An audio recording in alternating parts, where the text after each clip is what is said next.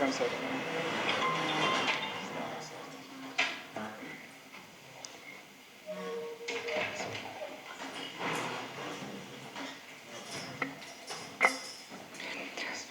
اللہ الرحمن الرحیم. ہم اس پروگرام کے پہلے سیشن کا آغاز کر رہے ہیں اور ہماری خوش قسمتی ہے کہ ہمارے استاذ محترم نامور اسکالر پروفیسر ڈاکٹر قبلہ ایاز صاحب چیئرمین اسلامک نظریاتی کونسل اسلام آباد وہ ہمارے ساتھ موجود ہیں. اور ڈاکٹر صاحب کی یہ خصوصی توجہ رہی ہے افغانستان میں ہماری دلچسپی وہاں کے مسائل کی وجہ سے بہت سارے انٹریکشن نہ ہونے کی وجہ سے مسلسل کم رہی ہے، لیکن ان کی توجہ کی وجہ سے کہ یہ مسلسل فرما رہے ہوتے ہیں کہ اور فوکس کر رہے ہوتے ہیں کہ جی افغانستان پہ فوکس کر لے، وہاں میں ہماری انگیجمنٹ ضروری ہیں وہاں کے طالب علموں کے ساتھ، وہاں کی کمیونٹیز کے ساتھ. اور اس حوالے سے کئی سیشنز ہم کر چکے ہیں افغانستان کے تناظر میں مختلف موضوعات پہ. اور صرف یہ نہیں، ڈاکٹر صاحب پشاور یونیورسٹی اور مختلف فورمز پہ یہ تجویز دے رہے ہوتے ہیں، اور اس کی وجہ سے جو آپ طالب علموں کو خاص کر جو یہاں کچھ شریک ہیں ان کو ویزا پروسیس میں جو آسانیاں ہیں، اسی طرح کی کئی اور چیزیں ہیں. تو اس میں ایک ڈاکٹر صاحب کا ایک بڑا بنیادی رول رہا ہے کہ وہ اس کو پروموٹ کرتے ہیں پاکستان اور افغانستان کے درمیان ایک ایکسچینج پروگرامز کو، طلباء کو اور پھر وہاں کی تعلیمی سسٹم کو. تو ڈاکٹر صاحب جو ہے ان کا یہ خطبہ استقبالیہ بھی ہے اور صدارتی خطبہ ہے جو پاکستان اور افغانستان کے حوالے سے ارشاد فرمائیں گے. اور اس کے بعد اگر آپ کچھ سوال جواب ہے تو ان کا بھی آپ کو موقع ملے گا. تو جو بھی آپ کا سوال ہے تو اپنے ساتھ آپ لکھ لیں، پین اور پیڈ وغیرہ سب کچھ آپ کے سامنے ہے، اور آخر میں آپ پوچھ سکتے ہیں. تو میں پروفیسر ڈاکٹر قبلہ ایاز صاحب کو دعوت دیتا ہوں کہ وہ جی آغاز کریں.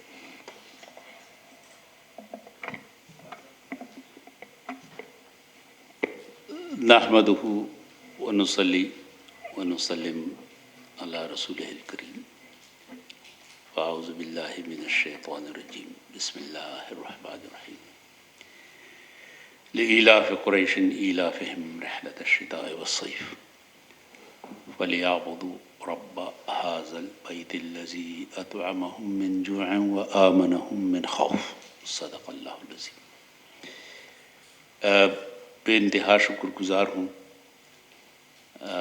جناب محترم اسرار مدنی صاحب کا اور ان کی ٹیم کا کہ ان کی تنظیم آرگنائزیشن انجمن نے مجھے اس خوبصورت محفل میں دعوت دی. نوجوان اس خطے کے پاکستان اور افغانستان کے ان کے ساتھ رابطے یقیناً بہت اہم ہیں، اور مجھے خوشی ہے کہ اس وقت ہمارے درمیان افغان نوجوان بھی موجود ہیں، پاکستانی نوجوان بھی موجود ہیں.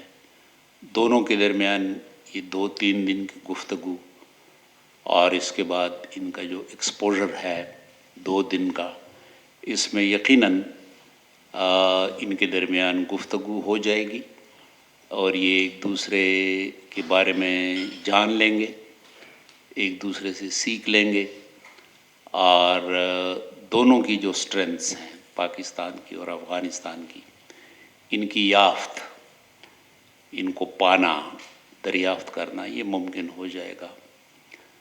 عمل مسلسل جاری ہے، اور مجھے بڑی خوشی ہے کہ 2012 میں جب مجھے پشاور یونیورسٹی کے وائس چانسلر رئیس جامعہ کے عہدے کی ذمہ داری دی گئی تو ہم چند اساتذہ کرام تھے اور اب بھی ہیں جن کو کہا جاتا ہے کہ یہ افغان دوست پوہان، افغان دوست پروفیسرز. اس میں ہمارے مسلسل تینوں وائس چانسلرز، جامعہ کی رئیس عظمت حیات افغان دوست، پھر میں آیا افغان دوست، اس کے بعد ڈاکٹر رسول جان آئے افغان دوست. تو میں نے تو اپنے دور میں باقاعدہ ایک پالیسی متعارف کرائی، اور اس کی بنیاد حکومت کا ایک فیصلہ تھا، اور اس کو ہم نے کہا open door for Afghan students, پراخ دروازے، کھلے دروازے افغان اسٹوڈنٹس کے لیے. تو اس وقت 2012 میں پشاور یونیورسٹی کیمپس میں یعنی ایگریکلچر، انجینئرنگ اور دیگر جو ساتھ کے کیمپس ہیں 600 افغان طلباء تھے، جس میں کچھ افغانستان سے آئے تھے، کچھ وہ جو پاکستان کے اندر افغان فیملیز تھیں، تو 600 افغان طلباء تھے اور ان کا اتحادیہ تھا، ایسوسیشن، اور بڑا مضبوط اور بہت ہی پاورفل، اور مختلف تقریبات ان کی ہوا کرتی تھیں، تو بڑے فعال تھے۔ 2013 میں میں ریٹائر ہوا، اس کے بعد اب مجھے نہیں پتہ کہ کیا صورتحال ہے، لیکن یہ ہماری افغانستان اور پاکستان کے درمیان جو ایک رشتے کا تعلق ہے وہ بالکل اس طرح ہے جس طرح بھائیوں جیسا، یعنی بھائیوں کے درمیان ناراضگی، گلے شکوے تو ہوتے ہیں لیکن وہ تعلقات ٹوٹتے نہیں ہیں، کیونکہ ہمارے درمیان تعلقات جو ہیں ان کی مختلف تہیں ہیں، لیئرز ہیں، اور وہ لیئر جو ہیں ان میں کمی بیشی اگر آ بھی جائے لیکن وہ شکست یا ٹوٹنے نہیں پاتے۔ تو آج کی یہ تقریب بہت ہی ہمارے لیے خوشی کی بات ہے کہ ہم یکجا ہیں اور ایک بہت اہم موضوع پر گفتگو کر رہے ہیں۔ جو جمہوری اقدار ہیں یہ آج کے دور کا ہمارے لیے اس کے بغیر کوئی دوسرا راستہ نہیں ہے۔ آج کا دور جو ہے یہ جمہوریت کا دور ہے، اور وہ ممالک کہ جن کے ہاں جمہوریت نہیں ہے یا شاہی نظام ہے، آمیریت قسم کی ایک شکل ہے، بین الاقوامی نئے نظام کی وجہ سے، فری مارکیٹ اکانومی کی وجہ سے، کھلی منڈی کی معیشت کی وجہ سے، اور میڈیا کی بین الاقوامیت کی وجہ سے کہ میڈیا اب سوشل میڈیا بالخصوص، تو اب وہ کیفیات جو ہیں وہ تقریباً بدل گئی ہیں۔ مثلاً آپ کی یاد میں نہیں ہوگا، ہماری یاد میں ہے کہ ایک ملک تھا، ہے اب بھی بنیادی طور پہ مسلمان ملک، لیکن چونکہ روسی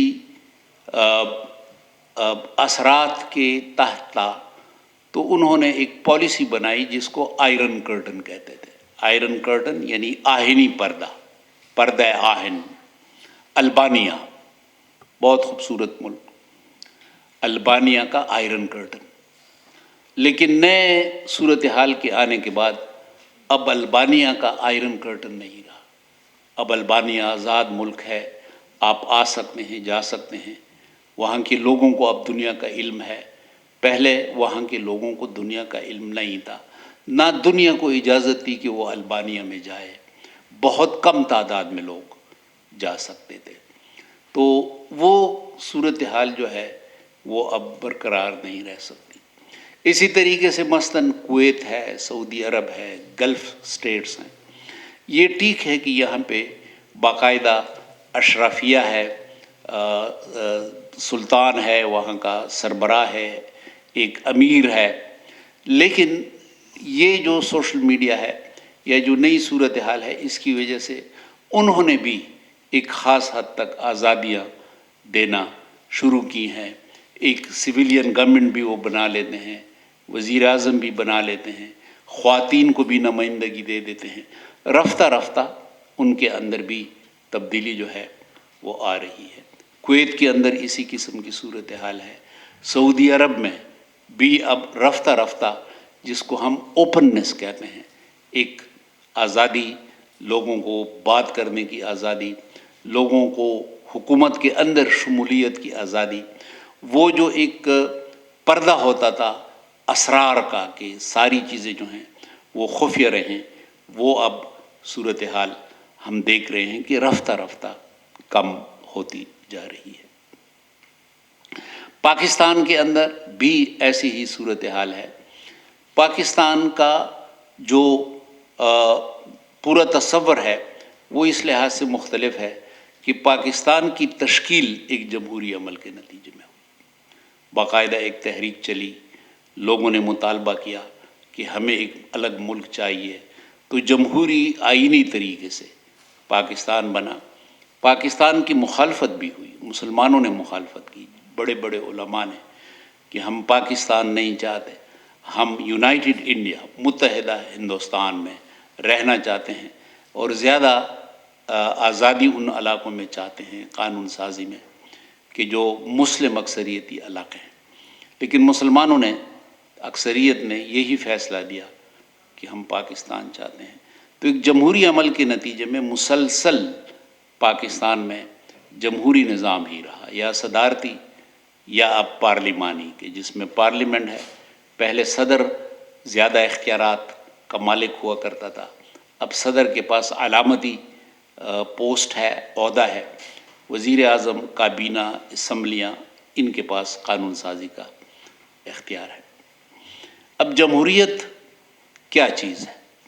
جمہوریت ایک تو وہ مظاہر ہیں کہ مثلاً الیکشنز ہیں، انتخابات ہیں، وزیر اعظم ہے، کابینہ ہے، اسمبلی ہے، یہ مظاہر ہیں. لیکن جمہوریت دراصل ایک اسپرٹ کا نام ہے، رویے کا نام ہے، اور اس میں 3 چیزیں بہت خاص ہوتی ہیں. وہ 3 چیزوں جو ہیں وہ یہ ہیں کہ سب سے پہلے تو حکومت آتی کیسے ہے. حکومت کے آنا جو ہے وہ عوامی مرضی، عوامی خواہش، عوامی امنگ کے مطابق حکومت کا آنا، یہ جمہوریت کا اسپرٹ ہے. پھر جب حکومت قائم ہو جائے تو پھر اس نے نظام جو دینا ہے یا حکومت جو چلانی ہے وہ جمہوری رویوں کے مطابق، یعنی آزادی تحریر کی، تقریر کی، اختلاف کی، گفتگو کی، لوگوں کی ترقی، لوگوں کے لیے بہتر قوانین، لوگوں کی فلاح، لوگوں کو سہولیات ان کے دروازے تک پہنچانا. کیونکہ جمہوریت نظام وہ جو چاہتے ہیں تو وہ بہتری کے لیے چاہتے ہیں نا، بدتری کے لیے تو نہیں چاہتے. تو بہتری کی کوشش جو ہے یہ پھر، اور اس کے بعد پھر جو مدت ہو، اس مدت کے بعد انتقال اقتدار پرامن طریقے سے. تو یہ 3 بنیادی چیزیں ہیں کہ جو ایک جمہوری عمل میں ہونی چاہیے. اب پاکستان میں مظاہر جو ہیں وہ تو بہت زبردست ہیں. اسمبلیاں ہیں، پارلیمنٹ ہے، ہمارے اخبارات ہیں، ہمارے ٹی وی چینلز ہیں، یہ سب بظاہر آزاد لگتے ہیں. لیکن ایک ٹینشن کی کیفیت یقیناً موجود ہے. کچھ حوالے ایسے ہیں کہ جس میں یہ شکایت کی جاتی ہے کہ جو آزادی ہونی چاہیے وہ آزادی نہیں ہے. تو اس کا مطلب یہ ہے کہ ایک مکمل جمہوری نظام کے لیے پاکستان کا سفر جو ہے وہ جاری ہے. لیکن باقی اسلامی ممالک یا مسلم ممالک کے مقابلے میں اگر ہم دیکھیں تو وہ یقیناً کافی ایک بہتر صورتحال کا ملک اس لحاظ سے ہے کہ ہم سب یہاں پہ تنقید بھی کرتے ہیں، یہاں پہ گفتگو بھی کرتے ہیں. پرسوں بھی آپ نے لاہور میں علی احمد کرد کی تقریر آپ نے سنی ہوگی، اور لاہور میں کانفرنس میں آسمہ جہانگیر کے حوالے سے جو کانفرنس ہوئی، تو یعنی کسی دوسرے مسلمان ملک میں شاید کوئی اس قسم کی تقریر نہ کر سکے. چیف جسٹس کے سامنے، یعنی قاضی القضات کے سامنے اس کو یہ کہنا کہ تم لوگ صرف تنخواہ لے رہے ہو اور انصاف دینے والے صرف 4 جج ہیں، باقی سب تنخواہ دار نوکر ہیں، تو یہ بہت بڑی بات ہے. اسی طریقے سے آپ کسی سوشل میڈیا میں دیکھیں تو پاکستان کے اندر آپ کو بہت ہی آزادی ملے گی. آپ جلسے جلوس آپ دیکھیں تو ابھی آپ نے 10-15 دن پہلے پوری ایک تنظیم آئی اور اس نے مکمل طور پہ حکومت کو معطل کر دیا. تو یہ وہ حوالے ہیں کہ جن میں بہتری کی گنجائش ہے، یہ ہم مانتے ہیں. لیکن بہرحال پاکستان اس لحاظ سے ایک بہتر سفر کی طرف جا رہا ہے. وقت کے ساتھ ساتھ اور بھی بہتری آئے گی. افغانستان کی اپنی ایک تاریخ ہے، اور وہ تاریخ جو ہے وہ 1757 میں جس طریقے سے احمد شاہ ابدالی بابا نے ایک لویا جرگہ بنا کے اور افغانستان کو متحد کیا اور ایک منظم ریاست کی شکل دی، تو اب لویا جرگہ جو ہے وہ اگرچہ جمہوریت کے جو مسلمہ مناہج ہیں ان کے مطابق تو شاید نہ ہو، لیکن لویا جرگہ بہرحال افغانستان کی جو روایت ہے، افغانستان کا جو کلچر ہے، افغانستان کا جو قبائلی نظام ہے، اس میں ایک بڑی حد تک وہ لویا جرگہ کے ملکان جو تھے، بڑے بڑے جو نمائندے تھے، ان کی ایک بڑی حد تک نمائندگی جو تھی وہ عوام کی ہو جاتی تھی، اور افغان عوام جو تھے وہ بالعموم اس نظام کے ساتھ جی رہے تھے، وقت گزار رہے تھے۔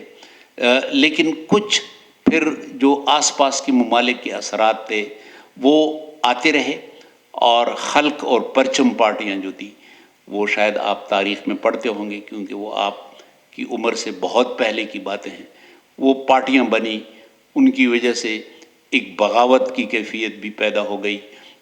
سردار داؤد خان اور سردار داؤد خان نے ظاہر شاہ کو ریپلیس کیا، ظاہر شاہ اٹلی میں تھا، یہ اپنے خاندان کے لوگ تھے۔ پھر سردار داؤد کی پورے خاندان کو جس طریقے سے قتل کر دیا گیا، ڈگروال، تنائی اور یہ سب، پھر نور محمد ترکئی، پھر حفیظ اللہ امین، ببرک کارمل، اور پھر یہ جہادی کلچر لوگوں کا آنا، پھر روس کا واپس جانا، پھر مجاہدین کا آنا، اس کے بعد طالبان کا آنا، طالبان کے بعد 9/11 کے بعد ایک حکومت قائم ہوئی کہ جس نے پورا منہج جو تھا وہ بدلا، اور اس پورے منہج میں افغانستان کے اندر انتخابات بھی متعارف ہوئے، 1 مین 1 ووٹ کا سلسلہ بھی آیا، اور بہرحال اولوسی جرگہ، لویا جرگہ یہ ایک لحاظ سے نمائندہ تنظیمیں، نمائندہ ادارے بنے، اگرچہ اعتراضات تھے وہاں بھی، دھاندلی کا، فراڈ کا، جس طرح پاکستان میں ہوتا ہے وہاں بھی الزامات آئے۔ اب نئی جو صورتحال ہے، اس صورتحال میں طالبان برسر اقتدار ہیں۔ طالبان کے بارے میں ابھی ہم کچھ زیادہ ایسے جذبات کا اظہار نہیں کر سکتے، خیالات کا اظہار نہیں کر سکتے کہ ان کا رخ یا ان کی منزل کیا ہوگی، لیکن اس وقت جو افغانستان کے اندر طالبان کی حکومت ہے یہ تو ایک معاہدے کے نتیجے میں آئی، اور یہ معاہدہ جو تھا یہ اس کی شروعات جو میں سمجھتا ہوں یا میں نے تھوڑا بہت جو مطالعہ کیا ہے، یہ 2007-2008 سے اس کی شروعات ہوئی کہ جب امریکہ کے اندرونی نظام نے یہ فیصلہ کیا کہ اب ہم نے باہر کی جو ہماری مہمات ہیں ان سے ہم نے ودرا کرنا ہے، واپس آنا ہے۔ عراق، شام، افغانستان، جہاں جہاں بھی امریکہ کی انوالومنٹ تھی، کیونکہ ایک ریسیشن کی صورتحال پیدا ہو گئی، ایک بہت ہی معاشی دباؤ کی کیفیت پیدا ہو گئی پوری دنیا میں، اور امریکہ بھی اس سے متاثر ہوا۔ تو امریکہ کے اندر یہ سوچ پیدا ہو گئی کہ ہمارے ڈالرز جو ہیں، اربوں ڈالرز، یہ بیرونی لوگوں پہ کیوں خرچ ہوں، یہ اپنے امریکیوں پہ کیوں خرچ نہ ہو، کیونکہ ان کے سامنے تعلیم کے مسئلے آئے، شہری سہولیات کے مسئلے آئے، علاج معالجے کے مسئلے آئے، فنڈز ان کے کم ہونے لگے، چنانچہ باقاعدہ ان کے اندر یہ ایک احساس پیدا ہوا، اور پھر آپ نے دیکھا کہ پھر دوحہ میں باقاعدہ طالبان کا دفتر قائم ہو گیا۔ تو اب ظاہر ہے کہ قطر جیسا ملک، وہ امریکہ کی اجازت کے بغیر تو سوال ہی پیدا نہیں ہوتا تھا کہ وہ وہاں پہ طالبان کا دفتر قائم کرے۔ پھر جس ملا برادر کو امریکہ نے زیر عتاب رکھا، اسی کی رہائی ممکن ہوئی پاکستان میں اور پھر مذاکراتی عمل میں۔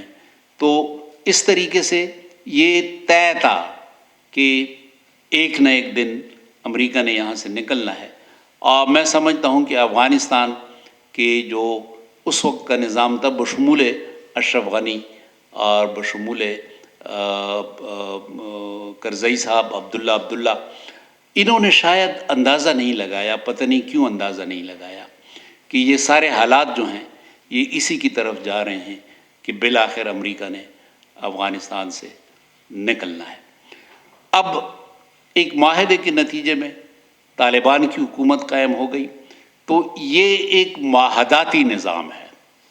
اس کے بعد اب طالبان جو ہیں ان کے اوپر یقیناً پریشر آئے گا کہ یہ لوگوں سے پوچھیں گے، اس وجہ سے کہ پوری دنیا کا اب فشار جو ہے، دباؤ جو ہے وہ یہ ہے کہ تم ایک ریپریزنٹیٹو، ایک نمائندہ حکومت بناؤ جو انکلوسیو ہو، کہ اس کے اندر لوگوں کی امنگیں جو ہیں ان امنگوں کا انعکاس ہو، اور خواتین کو اب سپیس دینا پڑے گا، جو کہ کرزئی کی حکومت نے اور اشرف غنی کی حکومت نے کافی حد تک دیا تھا، وہ سپیس دوبارہ دینا پڑے گا، اور یہ ان کا مطالبہ ہے۔ اب یہاں پہ ایک مشکل صورتحال ہے کہ یہ جمہوریت کی طرف افغانستان کا سفر ہے۔ اب نہ اس وقت امریکہ کو پتہ ہے کہ افغانستان کی جو وضع ہے، جو حیت ہے، اس کے اندر ریپریزنٹیٹیو، نمائندہ حکومت کیسے ہوگی۔ نہ شاید طالبان کے ذہن میں ابھی تک کوئی اس کی اجماعی متفقہ شکل ہے کہ ریپریزنٹیٹیو گورنمنٹ کیسے ہوگی، جمہوری حکومت، نمائندہ حکومت کیسے ہوگی۔ جو میں نے افغان جو عمائدین ہیں ان کے ساتھ ایک لمبا ہمارا ایک تعامل رہا ہے، اور سابقہ حکومتوں کے تو بڑے لوگ ان کے ساتھ تعامل تھا۔ ہم انڈونیشیا بھی ایک اس میں گئے ڈپلومیسی میں، افغان علماء، پاکستانی علماء، انڈونیشیا کے علماء، سعودی عرب بھی گئے، وہ یہاں بھی آئے، جن میں جید نمائندہ لوگ موجود تھے۔ مذہبی امور کے وزیر قاسم حلیمی، عمر داؤدزئی یہاں آتے رہے، میرے ساتھ 2-3 ملاقاتیں ان کی ہوئی ہیں۔ یہاں کے سفیر مشال عطیف، دوسرے لوگ آتے رہے، وہاں کے اور علماء یہاں آئے، عبداللہ صاحب خود یہاں آئے، اور کونسل کے 20 ممبرز جو ہیں ان کے ساتھ سرینا میں بڑی لمبی گفتگو ہوئی، بہت اچھی ملاقات رہی۔ تو یہ سلسلہ اب بھی جاری ہے، لیکن اب یہ جو سفارتی کوششیں ہیں اس کا انداز بدل گیا ہے، کیونکہ پہلے ہمارے ان علماء کے ساتھ ملاقاتیں تھیں کہ جو حکومت کے حامی تھے، اس حکومت کے حامی تھے۔ اب ہم ایسے علماء کو تلاش کریں گے کہ جن کا طالبان کے اوپر اثر ہو، تاکہ وہ طالبان کو سمجھا سکیں اور طالبان کو بتا سکیں کہ آپ نے کس طریقے سے افغانستان کے اندر استحکام میں مدد دینی ہے، کس طریقے سے آپ نے افغانستان کے اندر ایک نمائندہ حکومت بنانے کی طرف سفر جاری رکھنا ہے۔ تو وہ ہماری کوششیں جاری ہیں۔ ان سے جو کچھ ہم نے سیکھا ہے وہ یہی ہے کہ افغانستان کے اندر اب بھی نمائندہ حکومت اگر طالبان چاہتے ہیں تو اس کی ایک صورت یہ ہو سکتی ہے کہ وہی جو لویا جرگہ، الوسی جرگہ ہے، کہ ہر جگہ جو الوسولی ہے اور بڑی الوسوالیاں ہیں افغانستان کے اندر، وہ آپس میں بیٹھیں اور وہ اپنے لیے قائدین منتخب کریں، اپنے نمائندے منتخب کریں۔ تو اس میں یقیناً جو ازبک علاقے ہیں وہاں سے ازبک قائدین آ جائیں گے، جو تاجک علاقے ہیں وہاں سے تاجک آئیں گے، جہاں پہ شیعہ کمیونٹی ہے، ہزارہ کمیونٹی ہے، وہاں سے ہزارہ نمائندے آ جائیں گے، جہاں پہ پشتون میجارٹی ہے وہاں پہ پشتون آ جائیں گے، اور پھر ان کا جس طرح تقسیم ہے لوئے جرگے کا اور الوسی جرگے کا، بے شک قیادت طالبان کے ہاتھ میں ہو، لیکن اس طریقے سے وہ ایک ریپریزنٹیٹیو، نمائندہ حکومت بن جائے گی، اور یہ نمائندہ حکومت اس بات کا امکان ہے کہ دنیا پھر ان کو تسلیم کر لے گی۔ اگر وہ چاہتے ہیں، طالبان کا اصرار ہے کہ خواتین کا پردہ ہو، تو خواتین کا پردہ تو افغانستان میں ویسے بھی ہوتا ہے، پاکستان میں بھی ہوتا ہے۔ تو پردہ جو ہے، جو ہمارے ہاں حنفی فقہ ہے، حنفی فقہ کے اندر پردے کا جو تصور ہے، اس پردے کو یقیناً کوئی بھی انکار نہیں کرے گا، لیکن یہ جو ہمارا برقع ہے یہ تو کوئی شرعی ضرورت نہیں ہے، شریعت میں یہ ضروری نہیں ہے کہ جو ہم برقع پہنتے ہیں ہماری خواتین، یہ یقیناً ہمارا روایتی پردہ تو ہے لیکن شرعی پردہ اس سے مختلف ہے۔ تو اس کے مطابق طالبان کو سمجھایا جا سکتا ہے کہ اگر آپ بہت ہی جوان لڑکی کو وزیر نہیں بنانا چاہتے تو کسی معمر خاتون کو، تعلیم یافتہ خواتین ہیں ان کو آپ وزیر بنا لیں، تو اس قسم کی صورتحال پیدا ہو سکتی ہے، یہ کوئی اتنا مشکل نہیں ہے۔ لیکن اب یقیناً دنیا نے جو نئی صورتحال ہے مشکلات بنا دی ہیں، مثلاً آپ کے جو جہاز ہیں آریانہ ایئر لائنز ہیں تو ان میں کون ہوگا ایئر ہوسٹس کا کیا نظام ہوگا، تعلیمی اداروں کے اندر اساتذہ استانیہ ہیں، معلمات ہیں، ان کا نظام کیا ہوگا۔ تو یہ دباؤ جو ہے زمینی حقیقتوں کا، یہ رفتہ رفتہ امید ہے کہ بہتری کی طرف، نئی صورتحال کو تسلیم کرنے کی طرف اور اپنے آپ کو روح عصر کے مطابق لانے کی طرف۔ تو امید ہے کہ پاکستان کے اندر بھی اور افغانستان کے اندر بھی ہم اس کے باوجود کہ مشکلات ہیں لیکن جو اس وقت بین الاقوامی وضع ہے اس کی وجہ سے امکانات بہت ہیں کہ ہم بہتری کی طرف جائیں گے انشاءاللہ۔ اور یہ آج کی یہ جو تقریب ہے آپ کی، یہ اس قسم کی اور بھی تقریبات ہونی چاہیے تاکہ افغانستان اور پاکستان کے اندر نوجوانوں کے اندر بالخصوص زیادہ قربتیں آئیں، زیادہ رفاقتیں ہوں۔ گلے یقیناً ہے، ہمیں اندازہ ہے کہ افغانستان کے اندر شکایات ہیں، جو ٹویٹس ہم دیکھتے ہیں ہمارے اور عبداللہ صاحب کے درمیان جو میٹنگ ہوئی تو عبداللہ صاحب نے ٹویٹ کیا، اس ٹویٹ پہ جو کمنٹس آئے ان سے بھی اندازہ لگتا ہے کہ شکایتیں ہیں۔ اس وقت بھی جو ہم دیکھتے ہیں افغان سوشل میڈیا تو شکایتیں ہیں، ہمارے پاکستان کے اندر بھی شکایتیں ہوں گی، لیکن یہ شکایتیں جو ہیں پرایوں سے شکایت نہیں ہوتی۔ پرایوں سے ہم کیوں شکایت کریں، اپنوں سے شکایت ہوتی، تو ہم ایک دوسرے کو اپنا سمجھتے ہیں، اس وجہ سے شکایتیں بھی ہیں۔ تو امید ہے وقت کے ساتھ ساتھ بہتری کی طرف ہم جائیں گے، تو اللہ تعالیٰ ہم سب کا حامی اور ناصر ہو۔ میں نے آپ کے سامنے جو قرآن پاک کی آیت تلاوت کی، یہ ایک خاص مقصد کے لیے تلاوت کی۔ یہ جو قرآن پاک کی صورت ہے، چھوٹی سی سورہ القریش، اس کے اندر ایک معاشرے کی تقویت کے لیے ایک مثلث تکون، ٹرائنگل کی طرف ایک لحاظ سے اشارہ ہے۔ وہ یہ ہے کہ تجارت، امن، بہتر معیشت، یہ ایک دوسرے کے ساتھ جڑے ہوئے ہیں۔ اللہ تعالیٰ فرماتے ہیں بسم اللہ الرحمن الرحیم، لإیلاف قریش ایلافہم رحلۃ الشتاء والصیف۔ یہ جو قریش عربوں کا تجارتی سسٹم تھا، گرمیوں میں تجارتی قافلے، سردیوں میں تجارتی قافلے، یمن کی طرف، شام کی طرف۔ پھر فرمایا کہ فَلْيَعْبُدُوا رَبَّ هَذَا الْبَيْتِ، یہ جو گھر ہے اللہ تعالیٰ کا، کہ اس کی عبادت کرو اس رب کی، الذی اطعمہم من جوع، جس نے بھوک سے نجات دلا دی۔ بھوک سے نجات کا مطلب کیا ہے؟ بہتر معیشت۔ وآمنہم من خوف، اور خوف کی جگہ امن کی کیفیت سے نوازا۔ تو امن، تجارت اور اس کے نتیجے میں بہتر معیشت، یہ تینوں کا ایک، اس وجہ سے ہم سب کی یہ خواہش ہے کہ پاکستان اور افغانستان میں امن ہو۔ جب امن ہو تو یہ اس قدر اللہ تعالیٰ کی طرف سے ایک ایسا خطہ ہے کہ اس کے اندر معدنیات، اس کے اندر چھپے خزانے، اس کے اندر اچھا موسم، سونے، جواہرات جو اس پورے علاقے میں ہیں۔ افغانستان کے جواہرات تو چونکہ ٹیکنالوجی ہمارے پاس نہیں تھی تو فرانس نے ان جواہرات کو پالش کیا، اور اربوں اب بھی فرانس انہی سے کماتا ہے۔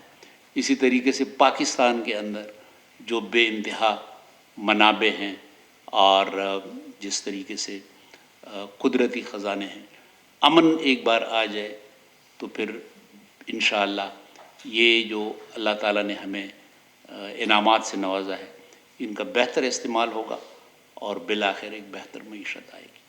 افغانستان کا میوہ، پاکستان کا میوہ، اس قسم کے میوے دنیا میں آپ کو کہیں نہیں ملیں گے۔ تو یہی دعا ہے کہ اللہ تعالیٰ نے ہمیں جو پیغام دیا ہے اس صورت میں، اللہ تعالیٰ ہمارے لیے حالات بھی ایسے بنائے کہ اس پہ عمل ہو اور یہ خطہ امن سے، رواداری سے، بہتر حالات سے اس کے اندر آ جائیں، اور ہماری آئندہ نسلیں، آپ کی نسلیں، ہماری نسل جو ہے یہ تو چراغ نیم شبی ہے، ہم تو چلے جائیں گے، لیکن ہم چاہتے ہیں کہ آپ کے لیے ایک بہتر خطہ آپ کے سپرد کر سکیں۔ ایک بار پھر آپ سب کا بہت شکریہ، مہربانی۔ جی بہت شکریہ ڈاکٹر صاحب کا، اور کچھ سوالات اگر آپ کے ہیں تو آپ کر سکتے ہیں۔ جی آپ سے اسٹارٹ کریں۔ سر میرا نام شمس عزیز ہے اور بیسیکلی میرا تعلق افغانستان ننگرہار سے ہے، اور ابھی میں فریش گریجویٹ ہوا ہوں Kohat university of science and technology سے۔ سر جی میرا کویشچن یہ ہے کہ جس طرح امریکہ افغانستان میں آیا تھا تو وہ سیکیورٹی کونسل اور وغیرہ کے جو تھوڑے بہت اس نے وہ کر کے اور افغانستان میں آ کے، اور پھر اگر وہ واپس جا رہا تھا تو انہوں نے معاہدے کی ضرورت اس کو کیوں پیش آئی، اور اس ایسے گروپ کے ساتھ جس کے خلاف انہوں نے آپریشن لانچ کیا تھا، معاہدے کے بغیر تو بھی وہ جا سکتے تھے۔ دیکھیں، یہ تو خالصتاً ایک بہت ہی یوں سمجھیں کہ فارن افیئرس کا موضوع ہے، خارجہ امور کی مہارت کا موضوع ہے، اور میں اپنے آپ کو خارجہ امور کا ماہر نہیں سمجھتا، تو شاید اس سوال کا میں متعین جواب تو نہ دے سکوں۔ لیکن جو ایک بظاہر جو کچھ ہمیں لگتا ہے اس کا ایک غیر ماہرانہ جواب شاید یہ ہو کہ دیکھیں، دنیا میں ہر بندہ ایک امیج کے ساتھ زندہ رہنے کی کوشش کرتا ہے۔ ہم سب کی یہ کوشش ہوگی کہ ہمارا امیج بہتر ہو، تو امیج کے بغیر جینا جو ہے وہ بہت مشکل ہوتا ہے۔ چنانچہ یہی چیز جو ہے یہ ملکوں کے لیے بھی صحیح ہے۔ مثلاً اب جب روس جا رہا تھا تو روس بھی باقاعدہ ایک جنیوا کنونشن کے نتیجے میں گیا، تو انہوں نے باقاعدہ معاہدہ کیا۔ اسی طریقے سے امریکہ نے بھی بجائے اس کے کہ ایسے ہی چادر کندھے پہ رکھ کے جائے، یقیناً وہ اس کے لیے، اس کے امیج کے لیے، اپنے عوام کے سامنے وہاں بتانے کے لیے یہ ایک بہت ضروری ہوتا ہے کہ کوئی ایک اتفاق رائے کی صورت میں، اور پھر امریکہ یا برطانیہ کے اور یہ جو گوری قومیں ہیں یا ایون چین کا بھی، ان کا ایسا ہوتا ہے کہ ان کے فیصلے ہماری طرح نہیں ہوتے۔ ہمارے تو ایسا ہوتا ہے کہ صبح ایک فیصلہ ہوتا ہے، ظہر کے وقت دوسرا فیصلہ ہوتا ہے، عصر کے وقت، شام کو پھر فیصلہ بدل جاتا ہے۔ وہاں پہ فیصلے جو ہیں وہ نسلوں کے لیے ہوتے ہیں۔ مثلاً ہانگ کانگ پہ جب برطانیہ کا قبضہ ہو گیا تو چین کے ساتھ معاہدہ کتنے سال کا تھا؟ 100 سال کا معاہدہ تھا کہ 100 سال کے بعد یہ خطہ جو ہے یہ دوبارہ ہمارے پاس آئے گا۔ اب ہم تو اس کا سوچ بھی نہیں سکتے، ہم تو 100 دن کا بھی انتظار نہیں کرتے، تو 100 سال کا انہوں نے۔ تو اس طریقے سے یہی ہوتا ہے کہ یہ قومیں جو ہیں ان کی بات چیت جو شروع ہوئی تھی یا سوچ، یہ 2007 سے تھی، اور پھر فیصلہ آیا 2021 میں۔ تصور بہت کم لوگوں کا، یہ ایون بڑے بڑے جو اشرف غنی صاحب کو میں سمجھتا ہوں کہ وہ امریکہ میں رہا، امریکی نظام سے واقفیت، لیکن اس کے باوجود آخر وقت تک اس کو شاید یہ ادراک مکمل طور پہ نہ ہو سکا کہ امریکہ جو ہے یہ بالآخر جانے والا ہے، اور امریکہ نے یہ فیصلہ کیا ہے کیونکہ اس کے اندر یہ ایک صورتحال پیدا ہو گئی کہ لوگوں نے پوچھنا شروع کیا کہ آپ کے ٹریلینز کیوں شام میں اور افغانستان میں خرچ ہو رہے ہیں، جبکہ خود ان کے ہاں معاشی مشکلات کی ایک سچویشن پیدا ہو گئی تھی۔ سر جی، افغانستان اس طرح رشیا نے جنیوا کنونشن کے تحت گورنمنٹ جو دی تو وہ ایک الیکٹڈ بندے تقریباً، لیکن یہاں پر جو انہوں نے ڈیلیور کیا تو وہ ایک ہم اس کو کمپیئر کر سکتے ہیں؟ دیکھیں، یہ تو حالات پہ ڈیپینڈ کرتا ہے۔ اب وہ جو روس کے حالات تھے وہ یقیناً مختلف تھے کہ جن حالات میں روس نکل رہا تھا، جن حالات میں امریکہ نکل رہا تھا، اس وقت آپ کی صورتحال یہ تھی کہ مزاحمتی قوتیں جو تھیں وہ تو تقریباً سب حکومت کا حصہ تھی۔ یعنی مزاحمتی قوتیں کیا تھی؟ گل بدین حکمتیار، وہ ایک لحاظ سے ابتداءً تو اس کا ایک گروپ پہلے سے عطاء الدین کی صورت میں، دوسرے صورتوں میں حکومت کا حصہ تھے۔ پھر بعد میں گل بدین حکمتیار بھی حکومت کے ساتھ ایک لحاظ سے معاہدے کے نتیجے میں آ گئے اور کابل میں اس نے ڈیرا ڈالا۔ حکومت کے خلاف بیانات تو دیا کرتے تھے لیکن حکومت کے خلاف مزاحمت نہیں تھی۔ عبدالرب رسول سیاف وہ خود حکومت کا حصہ بنے، ایک بہت بڑا قلعہ کابل کے ساتھ اس میں رہائش تھی ان کی۔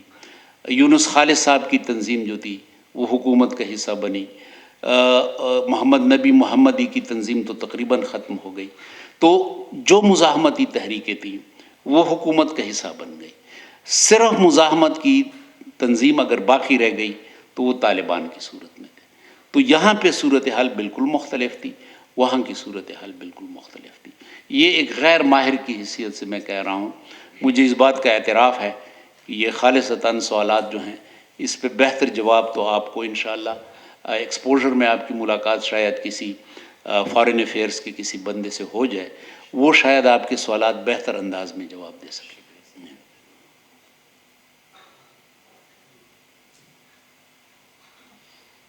بسم اللہ الرحمن الرحیم. I am Misrar Sameem from Afghanistan and I am doing my MPhil in Political Science University of Peshawar. سر زه به سوال پښتو کې وکړم. سر لکه طالبانو چې د 20 کاله په افغانستان حکومت خلاف کوم جنگ کولو نو هغوی نظر دا و چې موږ د ډیموکراسي خلاف جنگ کوو او دا کوم نظام چې په افغانستان کې جوړ شوی دی دا نورو خلکو جوړ کړی او لکه څنګه چې تاسو مخکې یادونه وکړه چې دوی به دغه نوی نظام به په هماغه شکل باندې راځي، یا به الیکشن کېږي یا به نماینده ټاکل کېږي. نو زما سوال دا دی چې دا به فیوچر کې طالبان په خپلو کې سره ډیوایډ نه کړي، ځکه چې که چېرته د طالبانو لیډران دغه کوم شیونه لکه الیکشن چې کوم د ډیموکراسي اصل دی دا ومني، نو کوم لاور طبقه طالبان چې دي یا هغه جنګجویان چې موږ وایو، نو دوی به په خپلو کې سره خلاف نه شي، ځکه دوی خو 20 کاله د همدې لپاره جنګ کړی او اوس بیرته همدا قبول کړي. پشتوں میں اسرار سمیم کا جو سوال آیا اس کا مطلب یہ ہے کہ طالبان نے تو جو جنگ لڑی 20 سال وہ یہی تھی کہ وہ جمہوریت کو ماننے کے لیے تیار نہیں ہے، جمہوری سوچ ان کے ہاں نہیں ہے۔ تو یہ اب کیسے جمہوریت کی طرف آئیں گے؟ اگر آنے کی کوشش کی تو کیا مزاحمت نہیں ہوگی طالبان کے اندر سے؟ یہی آپ کا سوال ہے۔ اب پشتوں میں کہتے ہیں کہ اڑن پخپلا خنا خپ ہوئے گی نستر گور دبل پخنا، کہ اندھا بھی اپنے گھر کے بارے میں زیادہ بہتر جانتا ہے، دیدہ دوسرے کے گھر کے بارے میں اتنا نہیں جانتا۔ تو افغانستان کے بارے میں تو آپ ہی ہمیں زیادہ بہتر بتا سکتے ہیں، ہمیں شاید اتنا علم نہ ہو، لیکن یہ آپ کی بات صحیح ہے کہ افغانستان کے طالبان نے تو جمہوریت کے خلاف باتیں اور موقف جمہوریت کی ضد میں تھا، جمہوریت کو ماننے کے لیے وہ تیار نہیں تھے۔ اب نئی صورتحال میں وہ کیسے اس صورتحال کو سنبھالنے کی کوشش کریں گے؟ تو اس میں یہی ہے کہ طالبان نے مخالفت کی تھی، جو میں سمجھا ہوں 1 مین 1 ووٹ کی۔ طالبان یہ ماننے کے لیے تیار نہیں کہ کوئی بندہ آئے، اس کے پاس ووٹ کی پرچی ہو، وہ صندوق میں ڈالے اس کی مرضی کے مطابق ایک بندہ منتخب ہو، اس میں یہ شرط نہ ہو کہ یہ بندہ جو ہے یہ نیک ہے، یہ صحیح مسلمان ہے، مسلمان نہیں ہے، مانتا ہے اسلام کو، نہیں مانتا، کوئی بھی بندہ الیکشن کے لیے سامنے آ سکتا ہے۔ اس کے تو طالبان خلاف تھے کہ پارلیمنٹ بنے، اسمبلی بنے، وزیر اعظم بنے، صدر بنے، اس کے تو وہ خلاف۔ لیکن افغانستان کا اپنا ایک قبائلی نظام ہے، ایک روایت ہے، اس روایت کے اندر رہتے ہوئے اگر آپ ون مین ون ووٹ نہ بھی کریں لیکن اس کے باوجود ایک نمائندہ حکومت بن سکتی ہے۔ اب مثلاً یہاں پہ ہم ایک ولسوالی ہے، سپوز فرض کریں یہ ولسوالی ہے، اب اس ولسوالی کا ایک طریقہ تو جمہوری ہے کہ اسرار سمیم بھی الیکشن لڑے، اسرار مدنی بھی الیکشن لڑے، جس کے حق میں زیادہ لوگ ہوں وہ۔ ایک دوسرا بھی طریقہ ہے کہ یہ ولسوالی کے لوگ سب یکجا ہو جائیں اور یہ فیصلہ کر لیں کہ فلاں جو ہے یہ ہمارا نمائندہ ہے۔ تو وہ جو جمہوری نظام میں تو اکثریت کا نمائندہ آ جاتا ہے، لیکن اس افغان نظام میں اجتماعیت کا نمائندہ آ جاتا ہے۔ وہ پورا گاؤں، پورا علاقہ اس کے اوپر، جس کو ہم پشتو میں کہتے ہیں پسارے پگڑی کے دی، اس کے سر پہ پگڑی باندھ دیتے ہیں، یعنی اس کو اپنا۔ تو یہ طریقہ جو ہے، اگر اس طریقے کی طرف آئیں لوگ، طالبان بھی اس کے لیے زیادہ اپنے آپ کو کمفرٹیبل فیل کریں گے، ان کو اس میں کوئی اعتراض نہیں ہوگا۔ تو میں سمجھتا ہوں کہ پاکستان یا دیگر ممالک سے زیادہ بہتر نمائندہ حکومت افغانستان میں قائم ہو سکتی ہے، جو طالبان کا جو موقف ہے اس کے مطابق بھی ہوگی۔ اور نام بے شک وہ وزیر اعظم نہ رکھیں، حالانکہ پہلے انہوں نے وزیر اعظم نام رکھا تھا، وہ نام امیر رکھیں، نام کوئی بھی رکھیں، وہ ضروری نہیں ہے۔ جرمنی میں وزیر اعظم کو چانسلر کہتے ہیں، تو اگر وہ اس کو امیر کہیں، وہ اس کو صدر اعظم کہیں، کوئی بھی نام رکھیں، لیکن جس طرح میں نے گزارش کی کہ اصل چیز اسپرٹ ہے، یہ مظاہر جو ہیں اس کی اہمیت ثانوی ہے۔ اسپرٹ جو ہے اگر اس کے اندر افغان عوام کی امنگیں آ جائیں تو نام سے کوئی فرق نہیں پڑے گا۔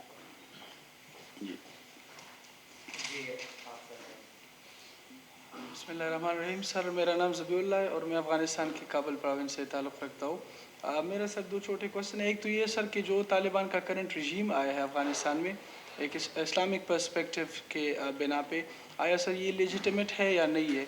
جیسا اگر ہم سوچیں سر یہ بائی فورس آئے ہیں، لوگوں کو ول پہ نہیں ہے افغانستان میں۔ اور دوسرا جو شریعہ طالبان امپوز کر رہے فعلاً افغانستان میں، آیا مطلب سر یہ فیئر انٹرپریٹیشن ہے اسلامک شریعہ کا، یا یہ لوگ ایک ایکسٹریمسٹ لیول پہ جا رہے ہیں، جیسے آپ نے برقع کی بات کی یا جو گرلس ایجوکیشن کا ایشو ہے؟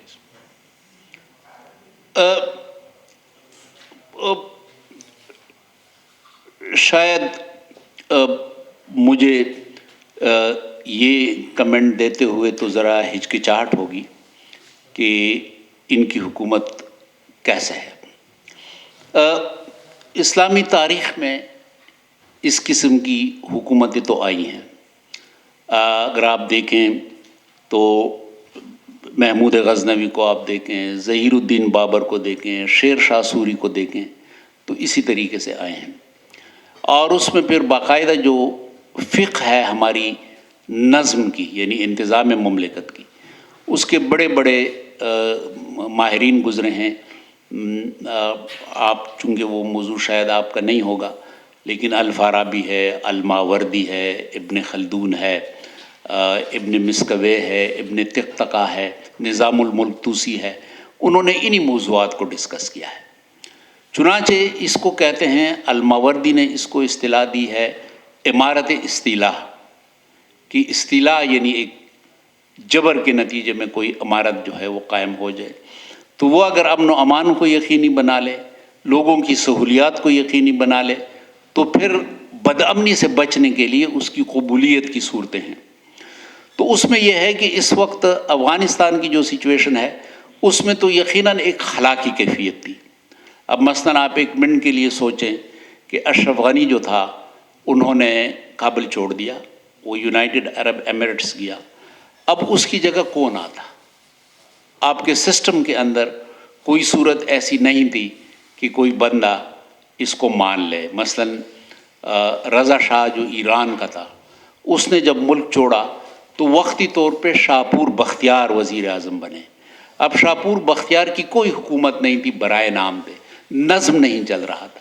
چنانچہ جب امام خمینی آ گئے تو لاکھوں لوگوں نے ان کا استقبال کیا اور بالقوہ بہرحال اس کی حکومت جو تھی وہ قائم ہو گئی. تو ملکوں میں اس قسم کی صورتحال پیدا ہو جاتی ہے. مثلا لیبیا میں آپ دیکھیں تو لیبیا میں اب 2 حکومتیں ہیں. اب تو خیر ایک کنسنسس کی گورنمنٹ بن گئی، لیکن ایک ٹریپولی کی، ایک بنغازی کی. تو ایمبیسی میں بھی 2 ڈیسکیں ہوتی تھیں، ایک ٹریپولی کا ڈیسک، ایک بنغازی کا ڈیسک. اور ان کے جو سفارتی لوگ تھے وہ دونوں سے تنخواہیں لیتے تھے. تو اس قسم کی حکومتیں جو ہیں وہ بدقسمتی سے تاریخ میں بھی رہی ہیں. بہتری کی طرف ہم جا رہے ہیں. اب ہم نے دیکھنا یہ ہے کہ پوری دنیا جو ہے اس وقت بشمول وہ کہ جو طالبان کے ساتھ ہمدردی رکھتے ہیں، یعنی مخالف نہیں ہیں، مثلا چین ہے، روس ہے، یہ وہ دونوں ملک ہیں کہ جو طالبان کے ساتھ چاہتے ہیں کہ ایک افغانستان کو بہتری کی طرف لے جائے، کیونکہ وہ خطے کے ممالک ہیں. وہ بھی ان کو تسلیم کرنے کے لیے ابھی تک تیار نہیں ہیں، بلکہ وہ انہیں کہتے ہیں کہ آپ لوگ ریپریزنٹیٹیو بنیں، آپ لوگوں سے پوچھیں، آپ کی حکومت کو قبولیت عامہ حاصل ہو. تو ہمیں امید کرنی چاہیے کہ آس پاس کے جو ممالک ہیں ان کی وجہ سے افغانستان اور یہ پورا خطہ، افغانستان کو ہم اپنے سے الگ نہیں سمجھتے، کیونکہ افغانستان کے حالات خراب ہوں تو اس کا اثر پاکستان پہ بھی پڑے گا. بالخصوص ہم بہت زیادہ پریشان ہیں سی پیک کے حوالے سے، کیونکہ سی پیک پورے خطے کا ایک منصوبہ ہے اور ہم چاہتے ہیں کہ سی پیک کے فائدے افغان عوام کو بھی حاصل ہوں.